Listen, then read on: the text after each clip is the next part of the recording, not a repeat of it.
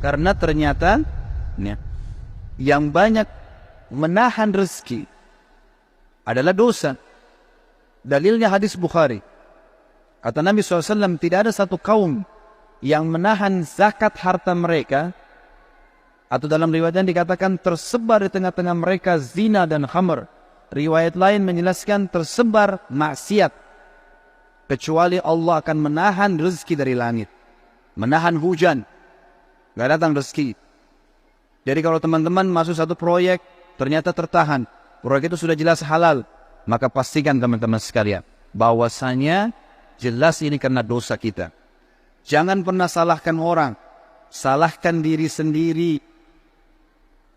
Tidak ada istilah dalam Islam teman-teman sekalian rezeki kita diambil orang lain.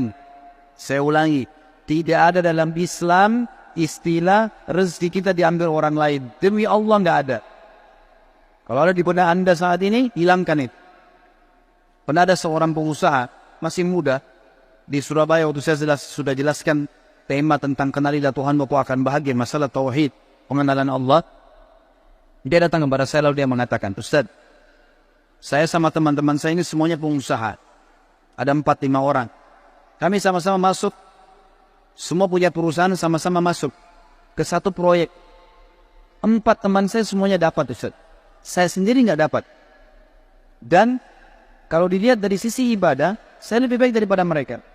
Karena saya hadir pengajian, mereka tidak. Saya tahu mereka. Saya sholat, mereka tidak sholat. Bagaimana memahami ini supaya saya tidak sangka buruk dengan Allah? Apa jawaban saya teman-teman sekalian? Satu kalimat. Belum rezeki Anda. Bukan rezeki Anda. Kalau sudah rezeki Anda sampai pasti. Nggak mungkin tidak. Nggak ada ceritanya orang lain ambil rezeki kita. Nggak mungkin. Mustahil. Gitu kan? Ibnu Qayyim rahimahullah teman-teman pernah melihat seekor ular buta di sebelah dia lagi jalan. Ular buta ini kelihatan kena selaput matanya warna putih. Lewat di dekat Ibnu Qayyim. Ibnu Qayyim lihat, kebetulan dengan hikmah Allah. Lalu dia bilang, ular ini buta. Terus tiba-tiba dia bilang, saya bicara dengan diri saya sendiri, saya ingin tahu bagaimana Allah Azza wa Jalla memberikan makan ular ini. Ibnu Qayyim diikuti ular tersebut, ular itu berjalan. Bisa saja dimakan oleh hewan yang lain, tiba-tiba diserak. Tapi dia jalan. Makhluk Allah, jalan di muka bumi. Allah SWT penciptanya. Lalu kemudian tiba-tiba dia dapat sebuah pohon. Dia naik ke atas pohon itu.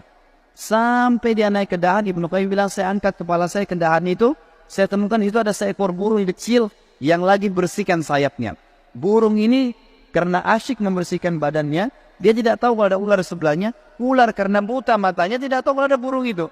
Tapi ular ini cium bau burung, tiba-tiba diterkam sama dia, lalu dimakan burung itu. Kata Ibnu Qayyim, subhanallah, yang telah memberikan makan ular yang buta matanya. Coba bayangkan teman-teman sekalian. Berapa banyak miliaran makhluk Allah berikan makan. Bagaimana bisa Anda mengeluh mengatakan tidak dikasih rezeki sama Allah? Tinggal bergerak. Seorang ulama yang lain pernah selesai kebun kurmanya dibersihkan. Dia capek sekali. Dia keluar dari kebunnya. Dia lihat di depan kebun, di sebelah kebunnya ada sebuah sungai luas. Dia duduk di atas sungai itu. Di pinggir sungai itu maksud saya. Duduk di pinggir sungai. Lalu ada satu batang pohon di atas air lagi mengapung. Di atasnya ada burung bangau, kakinya patah, matanya buta. Di atas batang pohon. Orang ini bilang, saya ingin lihat bagaimana Allah Azza wa Jalla memberikan rezeki burung ini. Dari kejauhan tiba-tiba setelah beberapa saat ada burung elang datang, mencengkram ikan di situ, dekat situ diambil, kemudian ikan itu dia naik, burung elang ini lepas cengkramannya. Dengan hikmah Allah. Lepas cengkramannya, jatuh ikan itu subhanallah di depan burung bangau yang buta di atas batang pohon. Bukan jatuh lagi ke air, jatuh ke situ dengan hikmah Allah. Burung elang pergi, tidak ambil lagi. Burung bangau cium bau ikan, tinggal turunkan kepalanya makan. Selesai konsepnya. Berapa banyak kejadian seperti ini teman-teman sekalian. Kenapa harus ragu bahwasanya Allah SWT akan memberikan kepada kita rezeki? Maka harus dipahami poin-poin seperti ini. Rezeki akan tertahan dengan dosa. Maka kalau ada sesuatu yang masih tertahan dan kita sudah tahu konsep, pahami kalau itu mungkin bukan rezeki kita, tapi tidak ada masalah, kita hubungkan dengan bertobat kepada Allah. Bisa saja mungkin karena ada dosa kita. Pastikan teman-teman, kalau ada seseorang berzina di malam harinya, besok akan banyak kendala-kendala di kantornya, di usahanya, atau dia berdusta, pasti ada masalah. Pasti, tidak mungkin tidak. Saya yakin teman-teman mungkin punya pengalaman kalau dalam masalah seperti ini. Artinya kalau ada dosa pasti akan nyangkut tuh. Ada masalah. Kalau tidak terbuka, mengalir seperti air. Saya temukan ulama-ulama di Saudi, Masya Allah, hidupnya dari pagi sampai malam teman-teman sekalian, semuanya ibadah. Majelis ilmu, dari majelis ilmu ke majelis ilmu, dari masjid ke masjid. Gak pernah terputus rezekinya. Saya tahu guru saya Syekh Saleh Suhaimi, beliau pengajar di Masjid Nabawi, dan salah satu istri beliau dalam salah satu akhwat kita yang pernah ikut pengajian saya, kuliah di Unhas dari daerah Buton. Sekarang sama-sama beliau di Madinah. Sudah lebih dari 10 tahun, Masya Allah, rumah tangganya sudah punya 1 orang anak. Beliau ini buta matanya. Buta matanya, subhanallah. Tapi hafal 30 juz Al-Quran. Jadi ulama besar, banyak kitab-kitab yang dihafal oleh beliau. Termasuk orang kayanya Madinah. Banyak. Rumahnya di Madinah mewah sekali, besar. Gitu kan? Kemudian juga keturunannya banyak. Dia bernikah poligami sampai 4 istri. Buta matai. Saya pernah datangi rumahnya beliau. Kemudian beliau dari lantai 4 turun. Rumah sekarang sudah berubah, rumah yang lama. Beliau pernah ngontrak satu building besar, ada beberapa rumah. Itu beliau turun dari atas. Dengar saya datang, beliau turun. Tidak dipegang sama siapapun. Buta matanya turun sendiri dari tangga. Orang turun seperti bukan orang buta, subhanallah. Jalan kemana-mana di Indonesia, saya masukkan, dia bilang sama saya, Khalid, saya mau nginap di hotel, tapi hotel yang bagus. Saya sempat bertanya, dari mana Syekh bisa tahu ini hotel bagus atau enggak ya?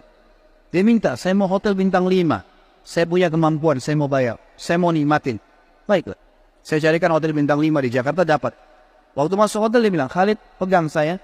Saya mau pegang ranjangnya. Demi Allah, teman-teman, diraba sama dia ranjangnya. Lemarinya, baik, ini bagus. Dia bisa tahu, saya mau yang ini. Kemudian dibayar sama dia, dinikmatin gitu. Orang buta, subhanallah, bisa Allah bukakan banyak sekali.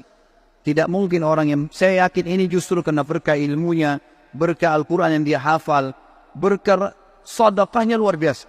Dia kalau berangkat teman-teman sama ulama-ulama yang lain datang ke Indonesia, adakan daurah pesantren kilat, pasti dia yang bayarin.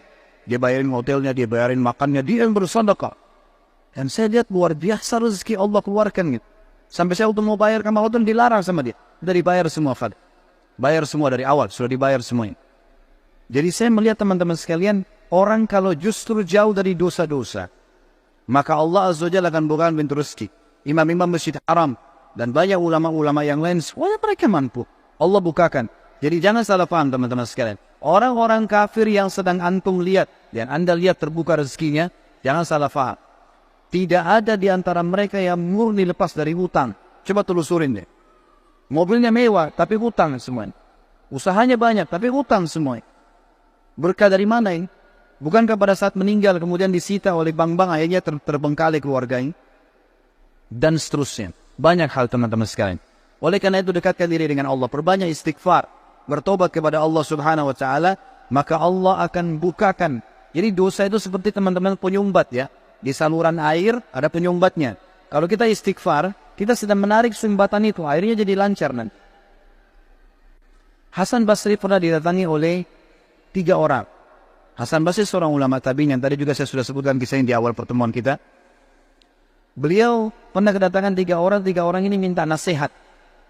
Karena selalu dia nasihatin orang. Hasan Basri terkenal kalau bicara teman-teman surga, neraka, kematian. Nasihatnya selalu berkisar di situ. Jadi orang merasa imannya bertambah. Ringkas cerita, datang 3 orang ke rumahnya, yang satu mengatakan, wahai imam, saya sudah lama menikah tidak punya anak. Saya sama istri saya, dibawa istrinya sama dia, sudah lama berobat, sudah 10 tahun menikah nggak punya anak. Dan sudah berobat sana sini sama tabib tidak sembuh-sembuh. Apa saran anda? Sudah ikhtiar. Kata Hasan Basri, perbanyak istighfar. Bukan baca ya, perbanyak istighfar. Orang ini pergi. Kemudian masuk orang kedua. Hai imam, saya sudah lama sakit. Di perut saya ini ada penyakit. Sakit, kalau sakit itu luar biasa. Sudah berobat sana sini nggak pernah sembuh. Sudah ikhtiar. Apa saran anda? Kata Hasan Basri, perbanyak istighfar. Lalu yang ketiga mengatakan, masuk orang yang ketiga, wahai imam, saya sudah lama bekerja keras. Tidak pernah kaya seperti fulan. Ditunjuk orang kaya di kampung itu. Maka saran anda apa? Dia bilang perbanyak istighfar. Perbanyak istighfar. Maka pada saat itu teman-teman sekalian, Waktu sudah pulang semua, istri Hasan Basri tanya, kenapa tadi 3 orang ini pulang semua? Ada beberapa athar menyebutkan murid-muridnya yang bertanya, gitu kan? Kenapa Anda cuma mengatakan istighfar? Kenapa Anda tidak pandu mereka? Mungkin yang satu butuh modal, yang satu butuh tabib, dokter, satu butuh obat mungkin. Kata dia, tidakkah kalian sudah dengar kalau mereka sudah ikhtiar, tinggal ada penghambatnya nih, dan penghambatnya adalah dosa-dosa mereka. Dan Allah sudah berfirman dalam surah Nuh, surah nomor 71, ayat 10-12. A'udzubillahi minasyaitonirrajim. Nabi Nuh berkata kepada kaumnya, "Faqultu astaghfiru rabbakum innahu kana ghaffara." Aku berkata kepada mereka, Nabi Nuh berkata kepada kaumnya, istighfarlah kalian, mohon ampunlah pada Tuhan kalian, karena Dia Maha Pengampun, Dia suka kalau kalian tobat tuh. Ayat 10, ayat 11-nya, yursilis sama alaikum midrara. Mereka atau pasti Allah akan turunkan dari langit hujan yang lebat. Dan kita tahu hujan adalah sumber kehidupan manusia. Makna ya terletnya, makna tadaburnya adalah, makna tafsirnya, Dia akan turunkan dari langit rezeki-rezeki yang midrar. Midrar itu bertubi-tubi. Ayat 12-nya, wa yumditkum bi amwalin wa banin wa yaj'al lakum jannatin wa yaj'al lakum anhara.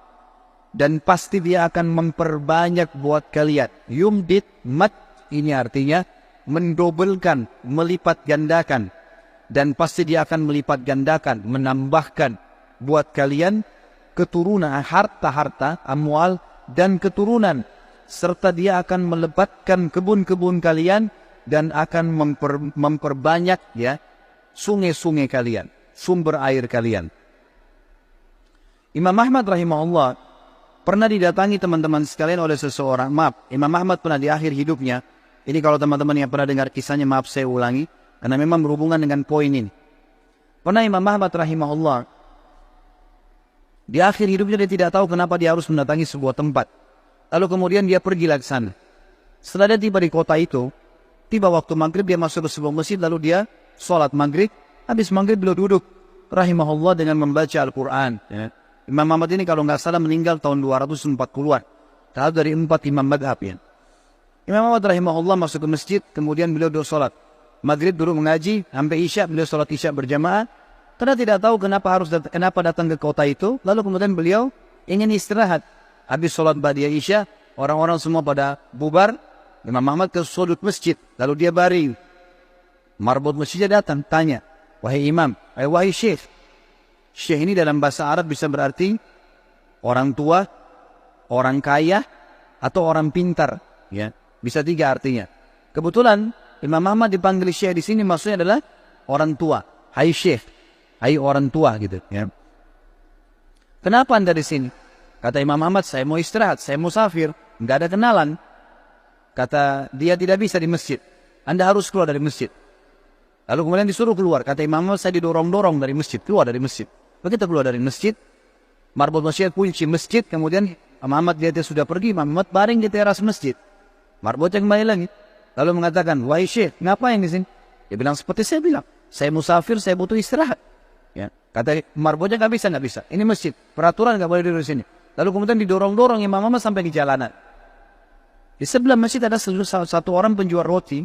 Penjual roti ini lihat kejadian tersebut, lalu dia mengatakan, hai syekh, dipanggil Imam Ahmad, orang tua gitu ya, kesinilah, ada tempat saya. Datanglah dia, Imam Ahmad, lalu Imam Ahmad berkata, orang itu berkata, ini tempat saya usaha jual roti.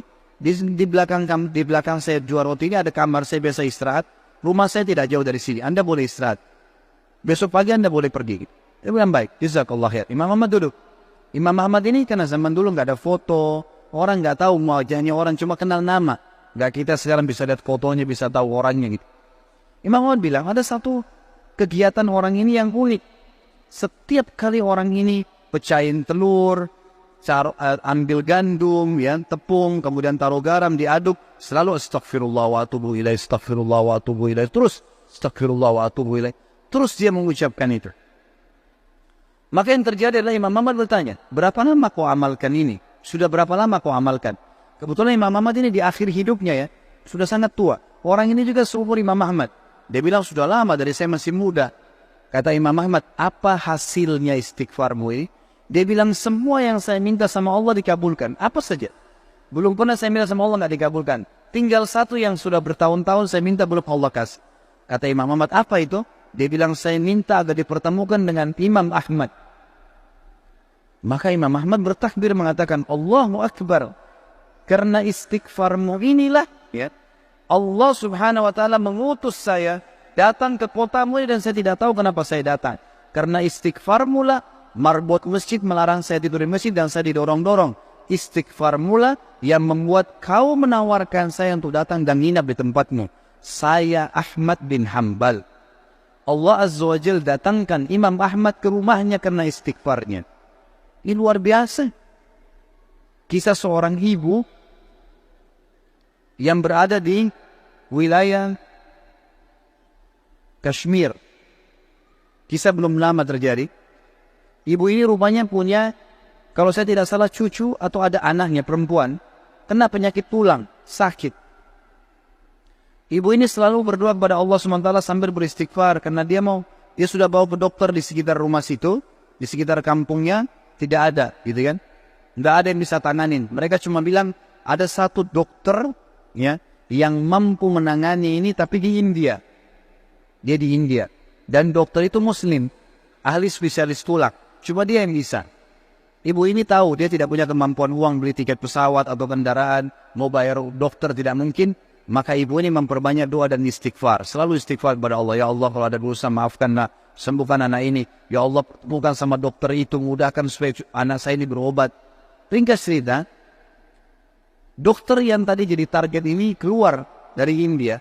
Ada acara, dia naik pesawat melewati wilayah Kashmir tadi. Tiba-tiba pilotnya bilang, pesawat ini badai, lagi hujan deras, tidak bisa pesawat lanjut nih, harus turun di wilayah itu.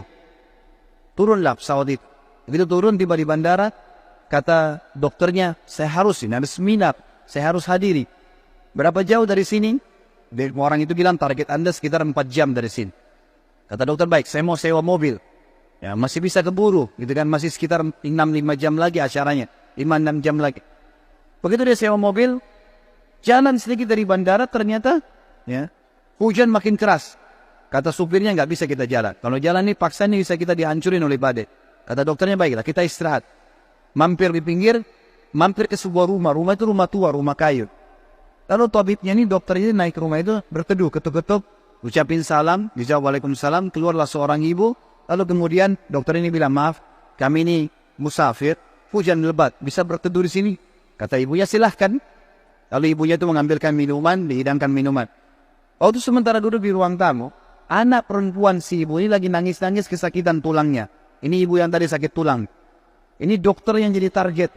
Sampai di rumahnya. Lalu kemudian dia berkata, tabib ini, kenapa ya anaknya ibu? Dia bilang sakit tulang. Kenapa kok sakit? Kenapa nggak dibawa ke dokter? Sudah. Tapi kata dokter semua tidak bisa sembuh. Dan dokter yang bisa tangani cuma seorang dokter di India namanya Fulan. Disebutkan namanya dokter ini. Dokternya tiba-tiba nangis lalu berkata, segala puji bagi Allah subhanallah yang telah mendatangkan saya ke rumah ibu. Saya ini dokter yang ibu sedang targetkan. Allah datangkan dokter itu ke rumahnya justru karena istighfar. Karena doanya kepada Allah SWT. Tidak pakai biaya, malah dokter itu biayai gratis dan datang ke rumahnya. Seperti itu, dan banyak ribuan kisah begini teman-teman sekalian yang berhubungan dengan istighfar.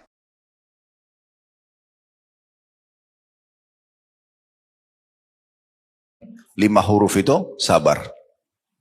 Ya, bagaimana sabar? Terima keputusan Allah itu. Itu sabar. Terima keputusan Allah. Oh, Allah lagi uji saya. Gitu. Jadi jangan menggerutu, jangan menyalahkan siapapun. Itu namanya sabar. Terima, oh Allah lagi uji saya. Sebagaimana dulu Allah kasih saya nikmat, sekarang Allah kasih ujian. Terima. Karena kalau ibu dan bapak protes apa yang sedang terjadi, kok saya bisa flu, kok saya bisa demam, kok begini dan begitu, seakan-akan kita tidak terima keputusan Allah. Gitu kan? Maka kita terima keputusan Allah subhanahu wa ta'ala itu dengan lapang dada dan meyakini dan menenangkan hati kita, ya, tentunya dengan memahami keutamaan sabar. Bentar lagi nanti kita akan lihat bagaimana Allah menggambarkan dalam banyak ayat Al-Quran tentang masalah sabar. Agar kita terus mengejar keutamaannya. Bukankah firman Allah subhanahu wa ta'ala yang berbunyi, ini salah satu contoh, nanti akan kita lebih dalam membahas ayat-ayat Al-Quran. Innama yuwaffas sabiruna ajram bighairi hisab. Orang yang sabar itu, kata Allah, akan mendapatkan balasannya nanti tanpa ada hitungan lagi. Mungkin ibu dan bapak sabar dengan sakit 3 hari demam. Bisa saja Allah ganti dengan setahun sehat, 2 tahun sehat. Tidak ada balasan Allah itu. Ya, misalnya kita sabar dengan 1 kali lapar, berarti nanti dikasih 1 kali makan. Tidak seperti itu. Tapi balasannya tanpa ada lagi hisapnya. Itu kita selalu renung-renungi, oh ternyata keutamaan sabar itu banyak ya yang saya bisa dapatkan. Ya. Dalam buku ini juga akan dirincikan insya Allah. Ya, masalah keutamaan-keutamaan sabar itu apa saja yang kita dapatkan. Itu contohnya. Jadi kita renungi begitu. Kemudian ikhtiar, mencari jalan keluarnya. Jadi saya ulangi lagi, kalau sedang datang ujian, apa saja gangguan orang utang gak bayar, kita digibah, digunjing, difitnah, diganggu, ya. Teman-teman kita sekarang di Palestina lagi dijajah wilayahnya, apa saja, ya. Baik dari orang terdekat kita, kadang-kadang ada gangguan datang, ujian datang di pasangan hidup kita. Dari pasangan hidup, kadang-kadang dari ya, ipar, kadang-kadang dari mertua, kadang-kadang dari anak sendiri, ya. Ada orang yang dibuat stres dengan anaknya sendiri misalnya. Ujian dari Allah SWT. Gimana caranya? Sabar. Terima dulu. Allah sedang menguji saya dengan ini. Tapi ikuti dengan poin setelahnya. Ikhtiar mencari jalan keluar. Nah ikhtiar ini berdoa. Kemudian coba cari inti permasalahannya apa. Lalu didiskusikan. Bermusyawarah. Konsultasi sama pakarnya. Nah itu namanya sabar. Dan tidak masuk dalam sabar kalau Bapak Ibu pilih setengahnya saja. Kayak misalnya udah deh Allah uji saya sama penyakit, udah saya nggak usah berobat. Nah itu bukan sabar namanya. Karena ibu cuma mengambil setengahnya. Harusnya diterima dulu keputusan Allah, lalu ikhtiar cari jalan keluar. Itu sabar. Kita utangin orang, dia nggak bayar. Bukan berarti ya sudahlah dia nggak mau bayar, saya nggak usah nagih. Nggak nagih, nggak apa-apa. Tagih lagi, ingatkan lagi. Nggak ada masalah. Dia belum bayar, nggak apa-apa. Terima sebagai keputusan Allah. Berarti kita tagih lagi. Ya, seperti itulah. Berapa tahun pun dia tidak bayar, nggak ada masalah. Bagi kita itu adalah ujian dari Allah. Toh, kalau kita pertemukan total utang itu dengan rezeki yang Allah kasih dari oksigen yang kita bisa hirup. Tiap hari kita makan, minum, umur masih dikasih. Mungkin pasangan hidup ada, anak-anak ada. Sebenarnya jauh lebih besar daripada ujian yang sedang datang. Dan sebagai seorang muslim kita dianjurkan untuk meyakini semua ujian akan ada akhirnya. Fa inna ma'al usri yusra. Di setiap kesulitan Allah berfirman dari 1400 tahun yang lalu akan ada kemudahan.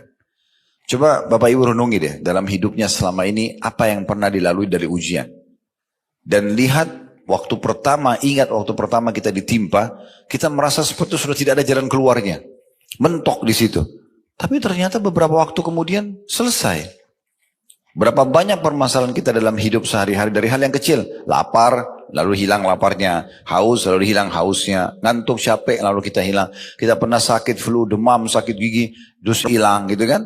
Gangguan orang terus kita ini. Terus keadaan ekonomi mungkin terpuruk, terus tiba-tiba jadi membaik. Berapa banyak permasalahan dalam hidup kita yang harusnya jadi pelajaran dan pengalaman hidup. Ternyata kita temukan jalan keluarnya. Kenapa pada saat datang ujian sekarang setelah punya pengalaman sekian kali, kita masih bergerutu, masih berkeluh kesah. Toh kita tahu ternyata ada yusrahnya. Setelah usr ada yusrah, setelah kesulitan ada kemudahan. Itu pasti. Dan Allah ulangi 2 kali. Inna ma'al usri yusra. Pasti di setiap kesulitan ada kemudahan. Tinggal siapa yang beruntung karena pada saat ujian sedang datang dia terima sebagai putusan Allah sehingga dia mudah melaluinya dan akhirnya maksimal meraih pahala. Karena ibu dan bapak sekarang kalau sedang diuji sama Allah, misalnya kita bangun tidur tadi tiba-tiba flu, kita mau ngoceh bagaimanapun tetap harus dilalui. Mau nggak mau, kan gitu. Jadi nggak ada manfaatnya kita gerutu itu nggak ada manfaatnya, nggak memberikan apa-apa buat kita, gitu kan.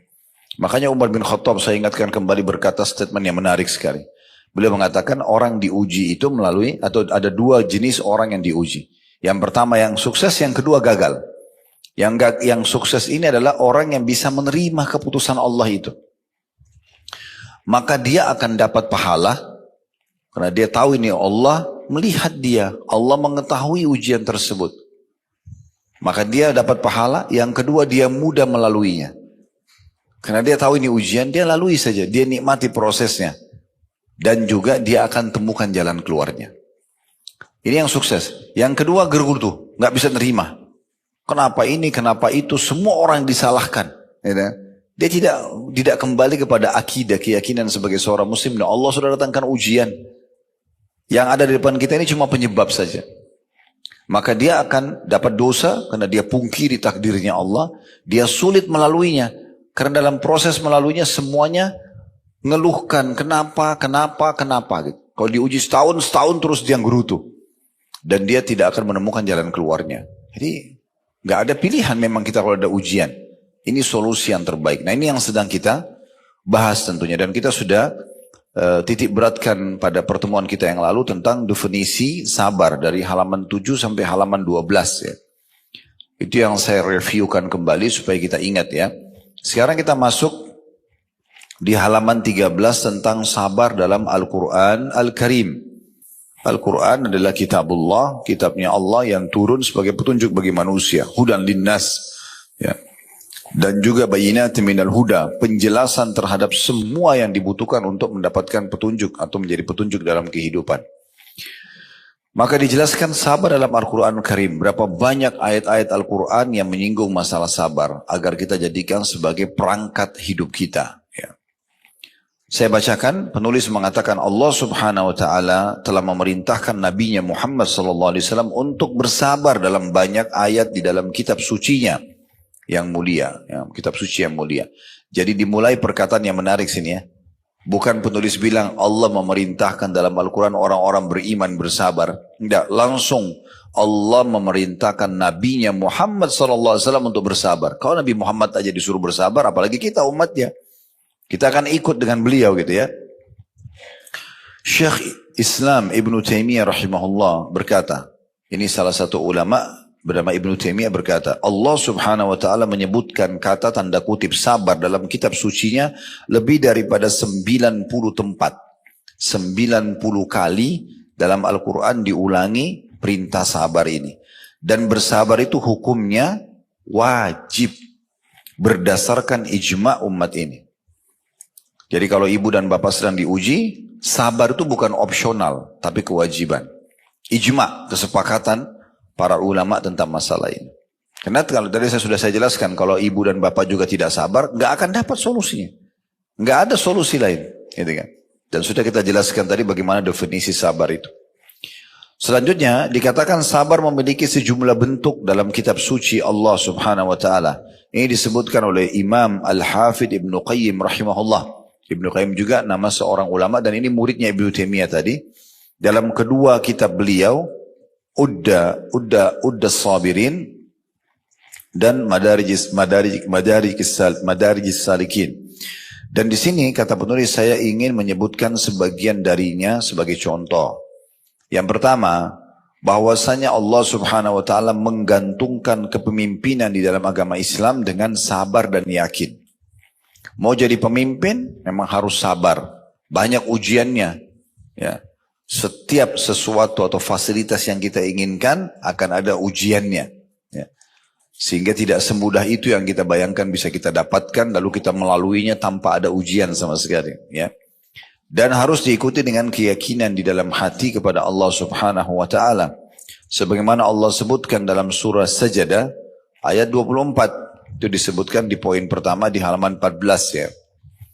Yang berbunyi Allah subhanahu wa ta'ala berfirman وَجَعَلْنَا مِنْهُمْ أَئِمَّةً يَهْدُونَ بِأَمْرِنَا لَمَّا صَبَرُوا وَكَانُوا بِآيَاتِنَا يُوقِنُونَ. Dan kami jadikan di antara mereka itu pemimpin-pemimpin yang memberi petunjuk dengan perintah kami selama mereka bersabar dan mereka meyakini ayat-ayat kami. Jadi ada dua hal yang digabungkan di sini. Kalau mau jadi pemimpin, kata kunci kesuksesannya adalah tadi bersabar dan juga penuh keyakinan bahwasanya Allah subhanahu wa ta'ala tidak datangkan ujian tersebut kecuali dengan hikmahnya.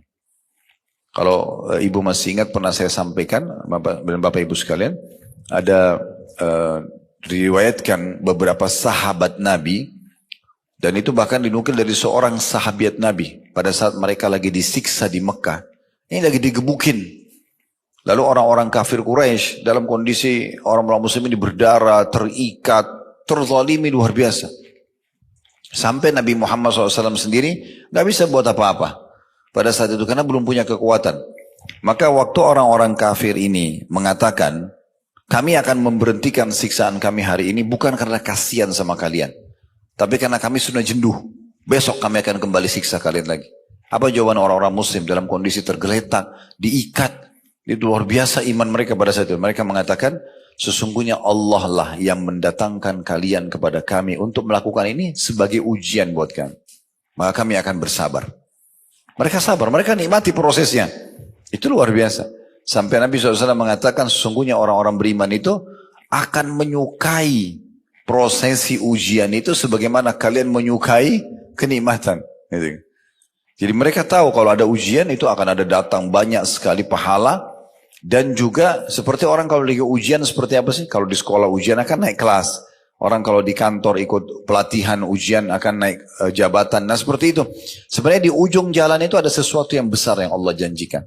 Apa saja yang Bapak Ibu sedang melalui sebuah ujian, yakinlah di ujungnya itu ada sesuatu yang Allah siapkan. Tinggal kita berhasil atau tidak. Ya, itu poin yang perlu kita garis bawahi. Imam Sufyan Ats-Tsauri rahimahullah berkata, dengan kesabaran dan keyakinan, niscaya dapat diraih kepemimpinan dalam Islam. Dan Allah buktikan itu. Nabi Muhammad SAW bersabar 13 tahun. Beliau pada saat melihat Sumayyah radhiyallahu anha, ini wanita pertama mati syahid dalam Islam. Dia dulu terposisikan sebagai budaknya Abu Jahal. Sama suaminya bernama Yasir, dua-duanya beriman kepada Nabi SAW, berikut dengan anak dia, anak mereka namanya Ammar. Semua ini sahabat yang mulia. Ammar waktu itu kalau tidak salah masih umur 9 tahunan. Ya. Maka Sumayyah ini dalam kondisi hamil, Abu Jahal pegang tombak kecil, dan dia berkata, hai Sumayyah, tinggalkan agamanya Muhammad, atau kalau tidak saya akan tusuk perutmu dengan ini. Ini orang lagi hamil, mau ditusuk perutnya, dan di bawah terik matahari lagi diikat kedua tangan dan kakinya. Maka Sumayyah mengatakan, saya tidak akan meninggalkan agama Allah. Tetap aja. Lalu Abu Jahal menusuknya. Mati. Mati syahid gitu. Kemudian Yasir berusaha mau bela istri yang nggak bisa. Dibunuh juga oleh Abu Jahal. Waktu Nabi SAW lewat, karena belum punya kekuatan. Maka apa jawaban beliau? Sabran ala Yasir fa inna mau'idakumul jannah. Sabarlah keluarganya Yasir. Karena janji kalian, jawaban kalian ini adalah surga. Dan orang-orang yang merasakan siksa, gangguan. Kita kasih contoh siksaan begini supaya nanti yang lain-lain ini hanya sekedar gosipan dari orang, hanya sekedar utang belum bebas. Itu kecil. Lihat teman-teman kita di Palestina, tuh rumahnya hancur. Ya. Bagaimana keluarga mereka mati depan mata mereka. Berita terbaru kemarin ada satu bapak, istrinya sudah meninggal. Empat anak perempuannya masih kecil-kecil semua, masih beda-beda setahun. Ya. Dari 14 tahun sampai 10 tahun. Semuanya meninggal depan mata dia.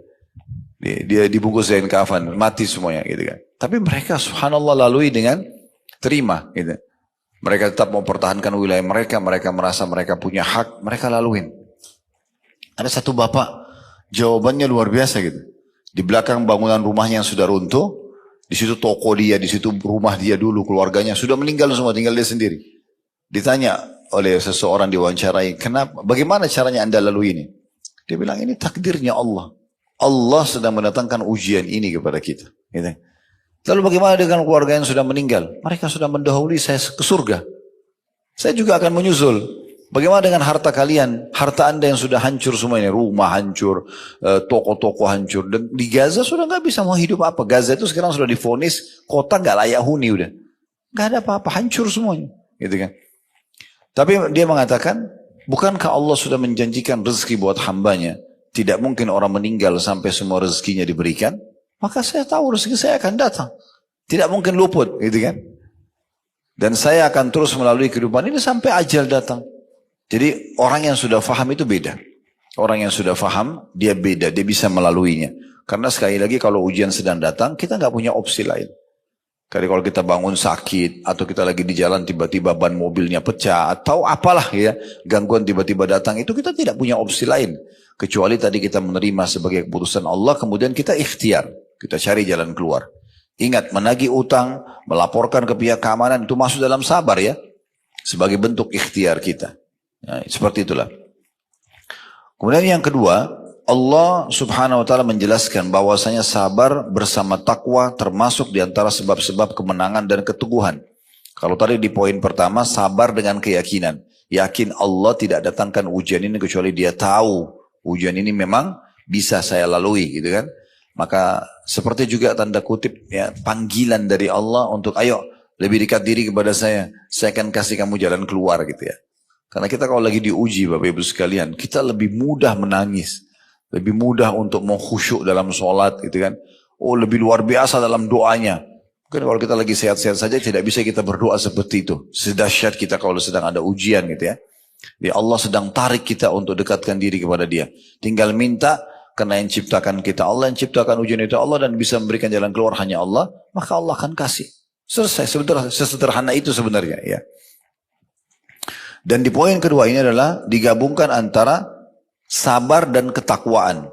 Maksudnya, kalau justru datang ujian, selain kita jadikan sabar, terima sebagai keputusan Allah dan ikhtiar cari jalan keluar, itu supaya ibu dan bapak bisa segera mendapatkan jalan keluarnya, solusi terbaiknya, bertakwa. Artinya justru di saat-saat genting itu lebih dekat kepada Allah, lebih patuh kepada Allah. Ya, bukan justru kita makin melanggar, ya.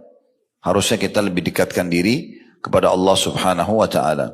Sebagaimana Allah berfirman dalam surah Al-Imran ayat 120, wa in tasbiru wa tattaku la yadurrukum kaiduhum syai'a.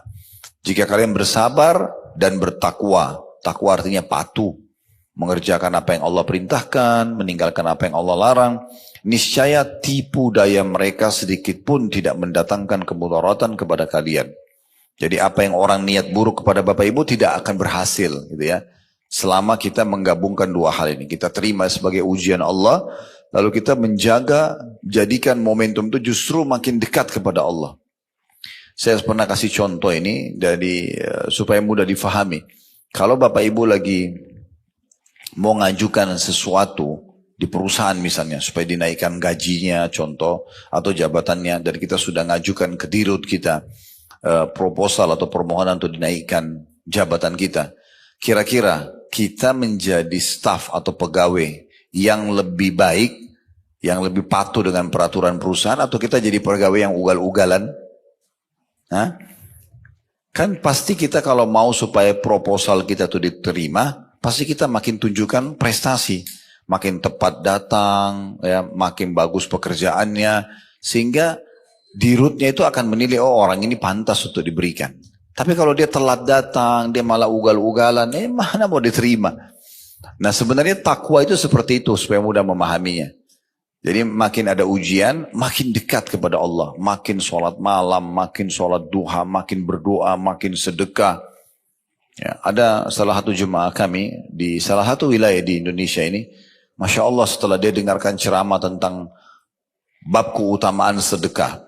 Kebetulan kami pernah sampaikan lengkap bedah buku ya tentang keajaiban sedekah.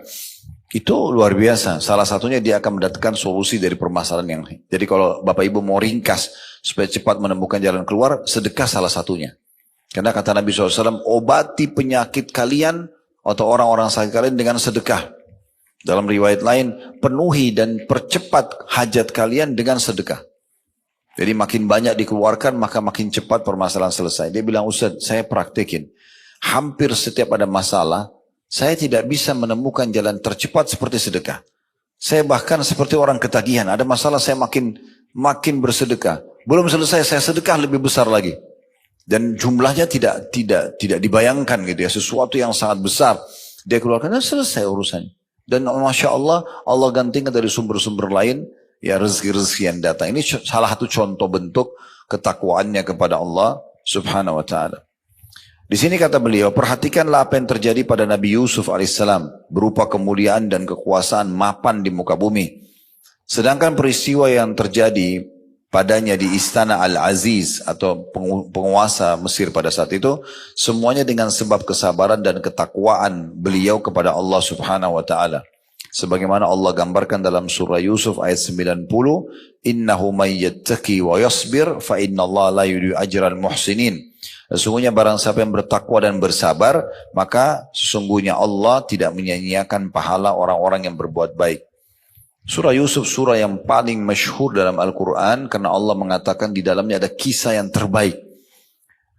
Dia masih kecil, saudara kandungnya sendiri yang merasa hasad dengan dia, kenapa Nabi Yakub lebih perhatian, maka akhirnya dia dilempar di sumur dalam kondisi dia masih kecil. Dan dia terima itu sebagai sebuah keputusan. Nabi Yusuf tahu ini adalah ujian.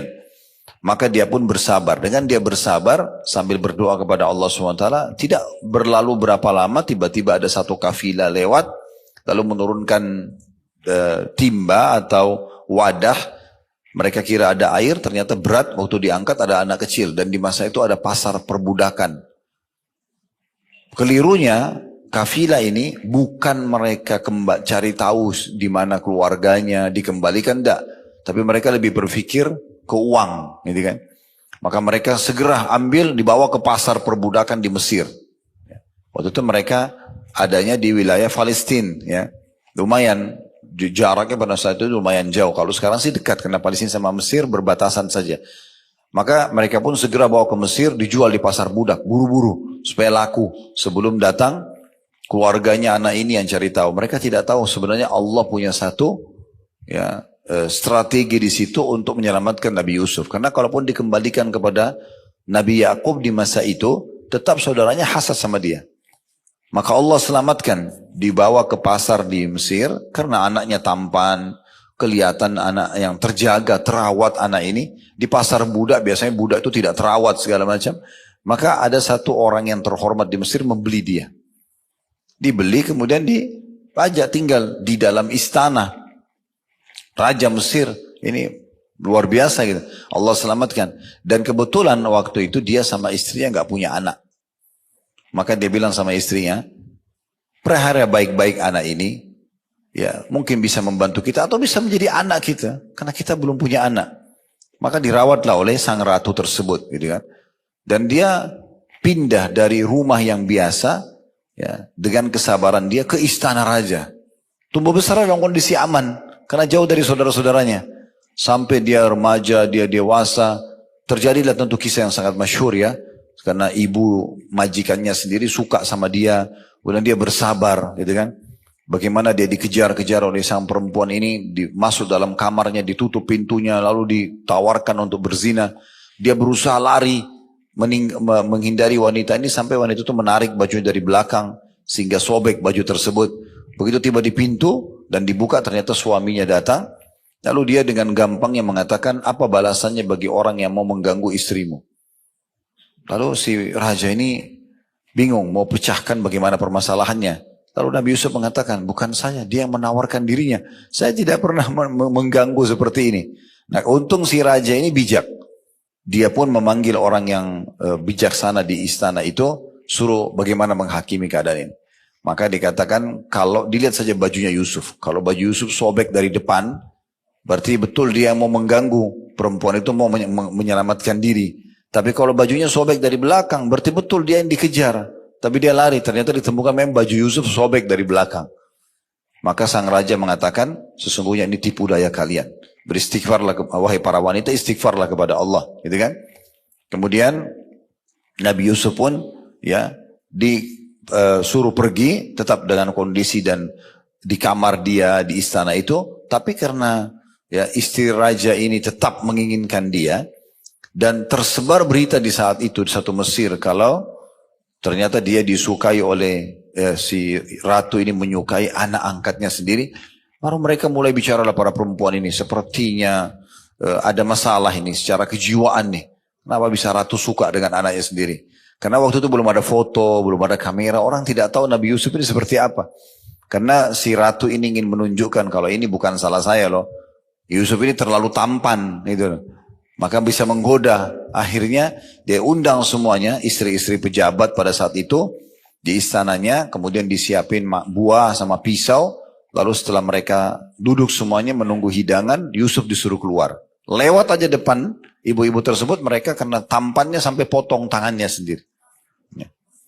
Tentu mungkin Tidak masuk di akal kita kalau sekarang. Tapi perlu Bapak Ibu tahu memang Nabi SAW mengatakan sungguhnya Yusuf diberikan setengah ketampanan dunia. Jadi semua laki-laki digabung di muka bumi ini yang tampan-tampan saja ditaruh di satu sisi, Yusuf sebelahnya, Yusuf tetap lebih tampan gitu. Ini luar biasa. Kita tidak bisa bayangkan sampai para ibu-ibu itu mengatakan ini malaikat ini. Ini bukan manusia. Entah gimana sudah tampannya beliau. Dan Nabi Muhammad SAW sendiri mengatakan waktu bertemu dengan Yusuf di kejadian Isra dan Mi'raj, sungguh memang betul dia diberikan setengah ketampanan dunia. Ya. Kemudian mereka mengatakan, oh ini malaikat bukan manusia. Ratu itu menimpal, itu tujuan dia. Inilah yang membuat saya tergoda. Kalian ngomong seenaknya aja, belum lihat orangnya gitu.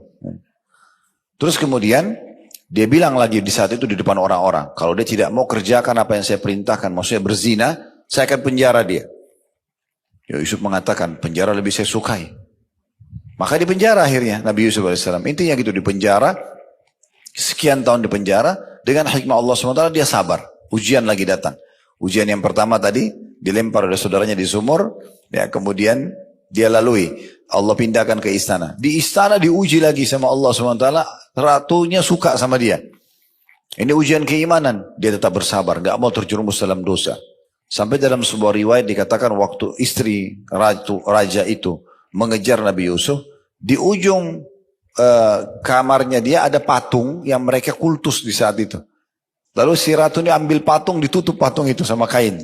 Kata Nabi Yusuf, subhanallah, engkau malu sama patung ini, tidak malu sama Allah gitu ya. Digituin sama dia. Yang jelas pada saat itu ujian datang. Allah tetap dia bersabar, tetap dia beribadah di penjaranya. Akhirnya Allah SWT muliakan. Rajanya mimpi melihat, ya mimpi ada sapi sehat, memakan sapi yang kurus ya. Dan beberapa macam jenis mimpinya pada saat itu. Lalu ditanya pada para pemusyawarah, penasihat, tidak ada yang bisa. Lalu mereka isyaratkan kepada Yusuf. Karena sebelumnya ada 2 orang yang datang ke penjara menanyakan tentang takwil mimpi. Nabi Yusuf terkenal sebagai orang soleh di penjara. Dan bisa menakwilkan mimpi. Maka ada 2 orang yang datang menceritakan mimpinya dan berhasil seperti apa Nabi Yusuf takwilkan. Maka waktu terjadi raja mimpi diingatkanlah ya kalau ada seseorang yang di penjara Yusuf itu pintar bisa menakwilkan mimpi. Raja bilang coba tanyakan tentang mimpi saya. Ditakwilkanlah mimpinya. Setelah itu raja mengatakan datangkan kepada saya. Saya ingin dia menjadi penasihat saya khusus gitu. Nah, ini juga anak angkatnya gitu. Maka dikatakan pada saat itu, coba tanya dulu, sebelum saya mau diangkat, dikasih jabatan apapun, bagaimana keadaan para wanita yang memotong tangan-tangan mereka itu. Karena isunya Nabi Yusuf yang mau mengganggu mereka. Maka semuanya perempuan itu memberikan kesaksian, kami tidak pernah mengetahui hal-hal yang buruk. Yusuf cuma lewat, dia tidak potong tangan kami, dia tidak apa. Kami yang salah sendiri. Nah di saat itu ratu baru mengatakan, sekarang kebenaran harus disampaikan. Kalau memang saya dulu yang tawarkan diri saya dan dia termasuk orang jujur. Dia tidak mau memang melakukan. Maka setelah itu karena dia bersabar, tetap bertakwa. Ini kan takwa ya. Dia tetap jaga kontrol dirinya walaupun dia dimasuk penjara. Walaupun ada karena kalau di secara akal-akal saya kalau dia iyakan si ratu kemarin hidupnya enak. Udah dia bisa biologis walaupun haram zina. Kemudian juga dia bisa dapat tinggal di istana. Pasti perempuan ratu itu akan bela dia. Tapi dia tinggalkan karena itu haram. Itu namanya bertakwa. Mengerjakan perintah, meninggalkan larangan. Maka akhirnya Allah muliakan dia. Lalu raja memanggilnya dan dikatakan dia diberikan jabatan. Itu Nabi Yusuf menjadi orang yang punya jabatan tinggi di kerajaan tersebut. Sampai akhirnya beliau wafat di istana itu tentunya. Nah ini contoh saja bagaimana penyatuan antara ketakwaan dengan kesabarannya. Yang ketiga, bahwasanya Allah Subhanahu wa taala telah mengabarkan tentang dilipat gandakannya pahala-pahala orang yang bersabar. Dan bahwasanya mereka akan diberi balasan dengan pahala yang lebih baik daripada amal-amal mereka. Sebagaimana Allah sebutkan dalam surah An-Nahl ayat 96. وَلَنَجْزِيَنَّ الَّذِينَ صَبَرُوا أَجْرَهُمْ بِأَحْسَنِ مَا كَانُوا يَعْمَلُونَ. Dan kami benar-benar akan memberi balasan kepada orang-orang yang bersabar dengan pahala yang lebih baik daripada apa yang telah mereka kerjakan. Maksudnya di sini bisa mendapatkan 2 hal. Pahala melimpah dari sabarnya dan juga amal apapun yang dia kerjakan karena dalam ujian maka akan dilipat gandakan pahalanya. yang akan dilipat gandakan pahalanya. Ya, jadi beda pahala orang yang beribadah di saat sedang ada ujian, sehingga dia melaluinya dengan sabar, dengan orang yang sedang tidak diuji. Ya, intinya makin berat sebuah ujian dan kita tetap beribadah, maka makin besar pahalanya. Makanya kata Nabi SAW, Inna idhamal ajri ma'idhamil bala. Sesungguhnya besarnya kadar pahala sesuai dengan besarnya kadar ujian itu datang. Tidak mungkin sama orang yang sholat subuh di Indonesia, misalnya rumahnya dekat masjid ini, jalan kaki, dengan orang yang di Rusia sekarang misalnya musim dingin, dinginnya -5, -10, tapi tetap ke masjid. Saya teman-teman kita muslim, Masya Allah di Rusia itu lagi salju, penuh semuanya. Mereka tetap sujud di salju itu. Ya. Mereka tetap sholat subuh dingin sekali. Itu beda pahalanya, karena ujiannya lebih berat gitu ya. Jadi kalau ibu dan bapak mengerjakan sebuah perintah agama, dan melalui satu proses yang berat, kita ngantuk banget, tapi ingin sholat malam. Lalu kita tetap berusaha sholat. Ya, dengan orang yang memang tidak bisa tidur, kemudian dia sholat malam, itu beda pahalanya. Ya, sudah beda. Begitu juga dengan ujian, sama. Orang yang ringan, beda pahalanya dengan orang yang sedang, ujiannya orang yang berat. Itu beda semua. Akan ada sesuai dengan kadar ujian itu datang.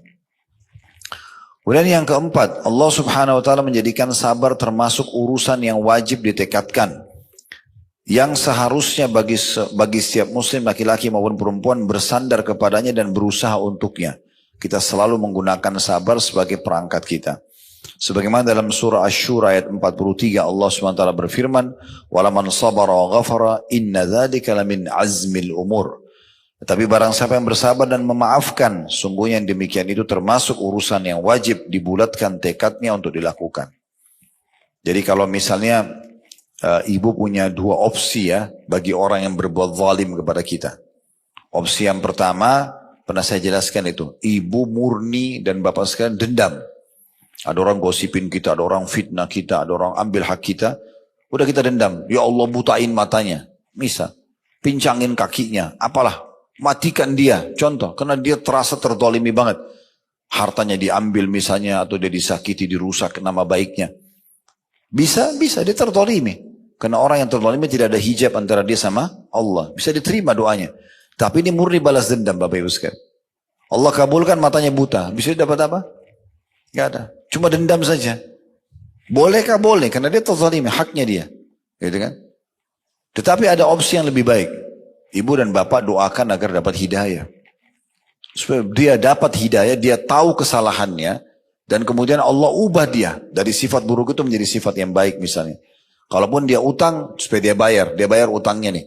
Dia tersentuh secara keimanan. Kita tidak tahu bagaimana cara Allah. Mungkin kebetulan dia hadir di masjid dekat rumahnya. Lalu dia dengar ceramah. Lalu dia tersentuh. Dia merasa ya dia harus kembalikan hak kita misalnya.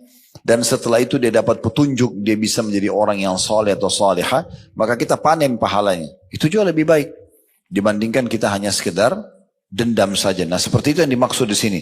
Barang siapa yang bersabar dan memaafkan. Maka sungguhnya itulah yang harus menjadi sebuah tekad yang dipertahankan atau dilakukan, kata Allah SWT. Yang kelima, Allah SWT menggantungkan keberuntungan pada sabar. Tidak ada orang sabar yang rugi, tidak ada. Jadi jangan pikir, saya kalau sabar saya rugi. Enggak rugi.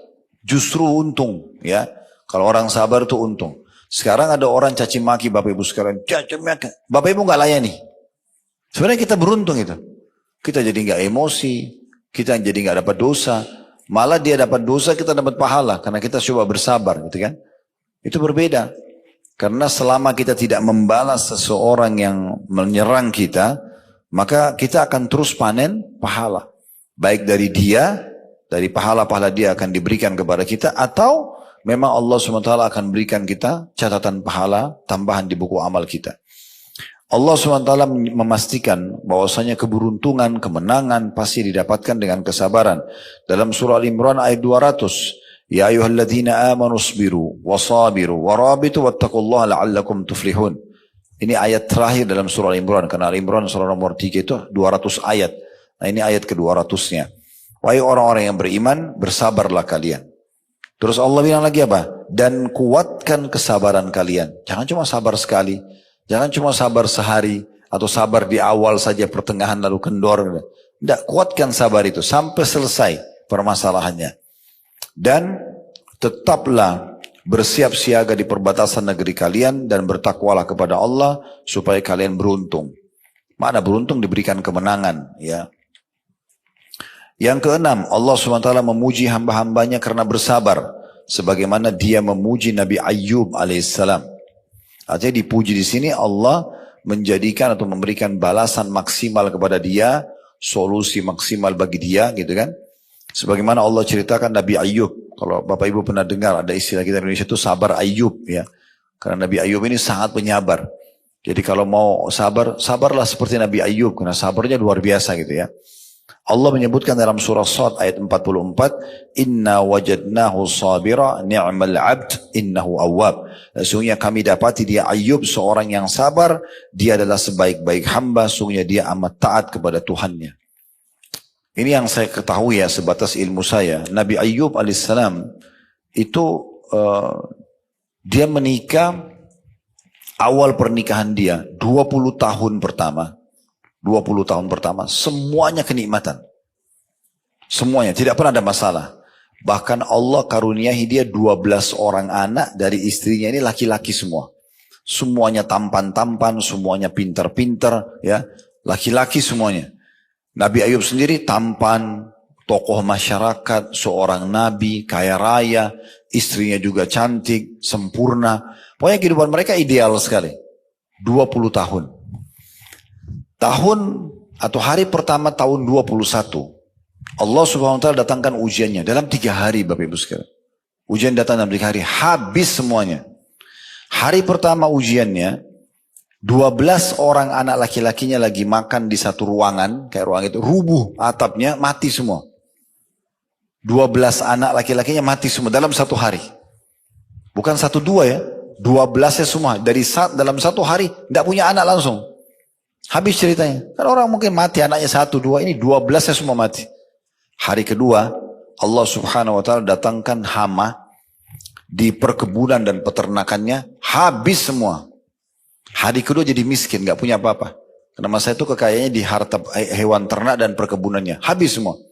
Di hari ketiga. Allah datangkan ujian. Kena penyakit kulit. Ya, semua orang menjauh. Dari Nabi Ayyub. Karena takut tertular. Padahal dia itu nabi, dia harus berdakwah kan gitu. Tapi datang ujian. Nabi Ayyub tidak mengucapkan satu kata, bukan lagi gerutu banyak, satu kata mengeluh kenapa ya Allah, nggak ada. Jadi nikmat aja prosesnya. Dalam 3 hari habis nggak punya anak, habis nggak punya harta, juga kena penyakit yang menular lagi. Ini luar biasa. Ada beberapa asar menyebutkan istrinya pun menjauh, ada yang mengatakan istrinya tetap menemani dia bersama. Maka berjalan sampai kurang lebih 18 tahun. 18 tahun begitu keadaannya. Gak punya anak, gak punya harta, ya, dan juga kena penyakit yang menular. Istrinya sempat bilang, wahai Nabi Allah, gak usah minta lagi keturunan sama Allah, gak usah minta harta, minta Anda disembuhkan saja. Tak sembuh saja, supaya bisa berdakwah. Sekarang orang semua menjauh karena penyakit ini. Apa kata Nabi Ayyub? Wahai istriku, berapa tahun dulu kita merasakan nikmat? Kata istrinya 20 tahun. Istri tahu nih 20 tahun tidak ada masalah. Berapa lama sekarang kita diuji? Kata istrinya 18 tahun. Kata Nabi Ayyub, saya masih malu minta sama Allah. Belum berimbang. Belum berimbang. Ini kadang-kadang kita lupa Bapak Ibu sekalian ya. Misalnya 1 tahun 365 hari kita sehat. Tahun kedua Allah uji seminggu aja flu. Luar biasa. 1 kampung tahu kalau flu. Seakan-akan dia ini sudah kena musibah yang paling besar. Cuma flu doang. Dia 1 tahun kemarin tidak apa-apa. Pernah rasa 1 tahun gak sakit ya? Tidak sakit 1 tahun bisa berjalan. Gak flu, gak demam gitu ya. Ada berlalu. Tapi kita lupa kadang-kadang dengan ujian sedikit itu. Maka dia bersabar sampai 20 tahun. Setelah 20 tahun. Nabi Ayyub berdoa begini, mengatakan, Rabbi anni massaniyadh-dhur wa anta arhamur rahimin. Wahai Tuhanku, Engkau telah menimpahkan padaku ujian ini, penyakit ini. Dia cuma sebutkan penyakit ya. Tapi Engkau zat yang maha penyayang. Apa maknanya? Wa anta arhamur rahimin, dan Engkau zat maha penyayang. Artinya kalau kau mau sembuhkan silakan ya Allah. Kalau kau masih mau uji, saya terima. Coba bayangkan luar biasa sabar. Setelah 20 tahun. Dia nggak bilang, ya Allah nih 20 tahun sudah berimbang dong. Harusnya enggak. Kalau engkau ingin, silahkan ya Allah, sembuhkan. Kalau mau uji lagi, saya masih sabar. Apa yang terjadi, Bu? Ini perhatikan buah sabarnya ya. Disebutkan dalam riwayat-riwayat tentang masalah ini. Pada hari itu, Allah kabulkan. Yang paling pertama, Allah hilangkan penyakitnya. Allah munculkan sumber mata air di dekat ranjangnya beliau. Disuruh oleh Allah SWT mandi dengan air itu, hilang penyakitnya. Dipakai sama Nabi Ayub, mandi. Hilang semua. Bahkan Nabi Ayub jauh lebih tampan, lebih bersih dari 20 tahun yang lalu. Setelah pakai air itu. Kuasa Allah SWT. Di hari kedua, terdengar oleh masyarakatnya, kaumnya dia, oh Nabi Ayub sudah sembuh. Kan ini yang membuat mereka lari kan. Akhirnya mereka semua datang, mereka bawa hadiah. Ada yang bawa sapi, ada yang bawa unta, ada yang bawa domba, ada yang hadiahkan, wakafkan kebunnya. Dalam satu hari, harta Nabi Ayub kembali 2 kali lipat dari yang 20 tahun lalu. Tidak kerja, dikasih orang. Gampangnya Allah kembalikan. Satu hari Allah kasih 2 kali lipat, cuma pemberian orang. Dan tidak kerja. Di hari ketiga istrinya diinformasikan hamil. Dan setelah itu melahirkan 24 anak laki-laki. Ya. Coba baca kisahnya Nabi Ayub. Ya. Allah berikan kekuatan, Allah berikan kesuburan, melahirkan 24 anak. Ya, karena Allah mengatakan kami balas Ayub itu dengan kami lipat gandakan hartanya, kesehatannya, keturunannya. Didobelkan semua sama Allah. Jadi akhir daripada kesabaran itu ada sesuatu yang manis di situ. Cuma kita sabar gak sih gitu? Kita sabar gak melaluinya? Nah seperti itulah. Orang kan kalau mau ujian, kita dulu waktu masih SD, SMP, SMA mau naik kelas, kan harus ujian belajar ya. Tapi buahnya apa? Kalau kita belajar ranking 1 misalnya, oh itu luar biasa bahagianya. Orang tua juga bangganya karena ditulis angkanya dengan pulpen warna hitam gitu ya. Kalau di tahun 90-an dulu, 80-an begitu dulu ya. Kalau sekarang saya tidak tahu sudah seperti apa, tapi gitu. Dibandingkan ditulis angka merah, malu ngeliatin raportnya sama orang tuanya gitu ya. Jadi memang ujung ujian itu ada sesuatu yang menunggu kita. Tinggal kita mau melalui proses. Enaknya itu sebagai seorang muslim Bapak Ibu sekalian, kita sudah dapat bocorannya. Bocoran sudah ada ini. Dari awal siapa yang manusia diciptakan, lalu prosesi nabi-nabi datang, kitab-kitab turun, kaum yang beriman selamat, kaum yang kafir begini. Selama kita hidup, panduan hidup kita apa? Mana makanan, mana minuman, mana pergaulan, mana pendapatan yang boleh, tidak boleh.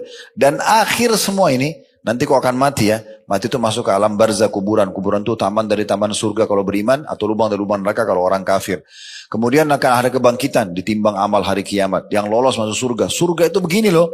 Dirincikan tanahnya, pintu gerbangnya, pohon-pohonnya, bidadari dan bidadaranya, istanahnya, pakaiannya, buah-buahannya, semua rinci. Ya, dirincikan dengan banyak ayat. Ini kalau Bapak Ibu mau kembali di playlist YouTube kami, ada bedah buku Rasulullah SAW cerita tentang surga dan neraka.